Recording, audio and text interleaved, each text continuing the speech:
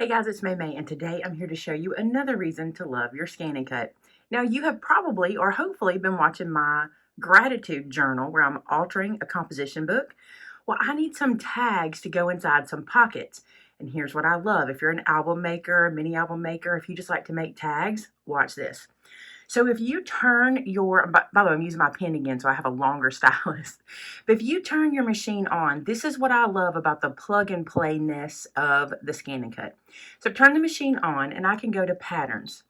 Now I want something that's got a little shape to it, and I don't really know. I haven't looked for what I want yet, but I want something that looks a little more frilly than a regular tag. So here's what I'm going to do. I'm going to start up here in shapes and see what we come across. See all these shapes that we've got? This is pretty cool. This might be what we're looking for. So there's scalloped things. There's oval things. Those would make cool tags. There are hexagons, octagons, bursts, like little burst things. I'm just going to scroll through and see if I see what I'm looking for. So I really like this one. I think this one looks kind of cool, and it's different, and it's not something that I would be able to do with just my scissors. I mean, I could, but I wouldn't want to. So let's make a tag with that. So I'm going to tap on that little guy, and here's what you see. So this guy is 3.94 by 3.94, but I don't want it to be that way. I know my measurements. I want to do 6.5 by 8.5. All right, so what I'm going to do is I'm going to unlock the proportions right here by clicking that little button. And now I'm going to take the top to 8.5, or as close as I can get to 8.5. 8.5 exactly. Now I'm going to take the bottom and make it 6.5, because remember I'm wanting to do 6.5 wide. So let's do that one. And that's exactly what I'm looking for my tag. This is the height I want. That is the width I want. Now I'm going to say set. And now I'm going to put a mat with my paper in. So you can see here I've loaded some purple cardstock onto my mat. I'm going to say OK. And I'm going to select cut. And then I will just say cut. Oh, wait. No, then I'll just say start. I've already said cut. And now it will cut that tag for me. Now here's what's cool about it, okay? I didn't have to open any software. I didn't have to do any welding or anything. I was just able to just cut this out. So let's let it cut and we will see what it looks like. Now let me tell you too, this is the DX, and the DX has the auto depth finding blade, so you don't have to set the blade in any way. It does it for you. So many times with the cardstocks I typically use in my collection, it likes to cut twice, and I'm okay with that. That means I'll get a good cut. So this one did need to cut twice. I didn't think that it would, but I'm a fan of thicker cardstock, so most of everything I have is pretty thick. So check it out. That can be a tag, and I can put something cute right here to kind of doll that up, and I can use both sides, and I could cut out a square if I wanted to do journaling and things like that. I typically don't worry about cutting squares on my scan and cut. I just want things that have shape. Let's make some more. So I've opened the shapes again and I've scrolled through, and I think I'm going to try this little guy and see what it looks like when I stretch it. So again, I know what size I want it to be, so I'm going to unlock the proportions. Now, why do I unlock proportions? If you don't, then it will only move equally height and width, but I want to break it up and make it a rectangle. So what we're going to do, this one's a little different. I want the frilly edge to be the top of my tag, so we're going to change this. So instead of this being 8.5, now that's going to be the 6.5 number by 8.5 on the bottom.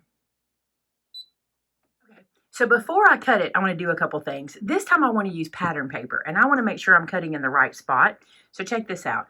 This going sideways is not the orientation of my paper. I could turn my paper, that's fine, but I want to show you how you can just turn the object as well. So I tap on the object to select it with the red box, and I click edit, and then edit object or object edit, and now I can rotate it around, and I'm going to turn it back 90 degrees and say okay to that and okay to that. And now what I want to do is I want to move it, but I'm not sure where I want it, and I'll tell you why. I'm using a 12 by 12 piece of Mente that's got pattern all over it. So here's what I'm going to do. I'm going to say okay here, and I'm going to tap this button that is the scan mat button, and we're going to let it scan my mat and show me the paper so I can put that tag exactly where I want it to cut. So check this out.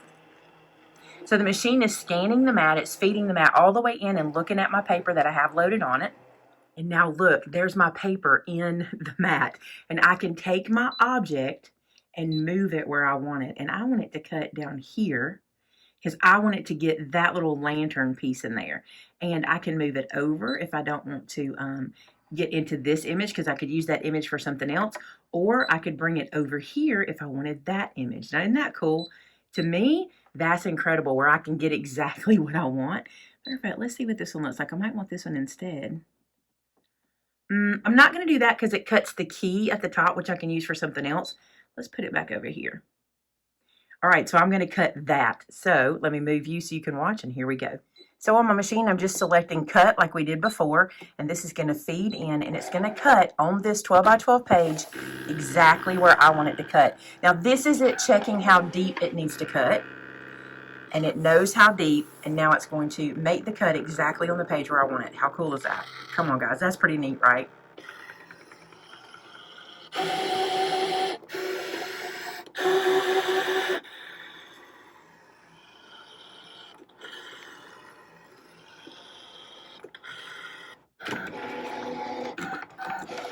And it did think this one should be cut twice. That cut twice feature does not bother me. I cut twice on my Cricut, like I always do, just to be safe. So I love that it wants to do it itself.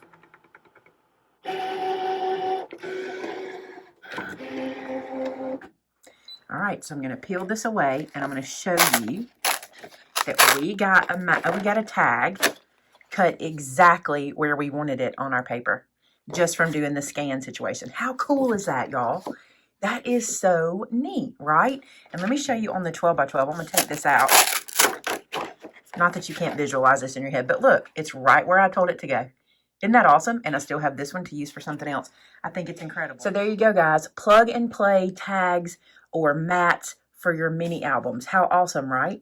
Okay, don't forget to subscribe. I'm doing a lot more Brother Scan and Cut videos if you're wanting to learn more. I have links to the products that I use in the description for you guys below. And if you want to see this composition book being made, the one that's using these tags, be sure to check out the link for that in the description as well. It is the altered composition book that we're turning into a gratitude journal. Thanks so much for watching, guys. Till next time. Bye now.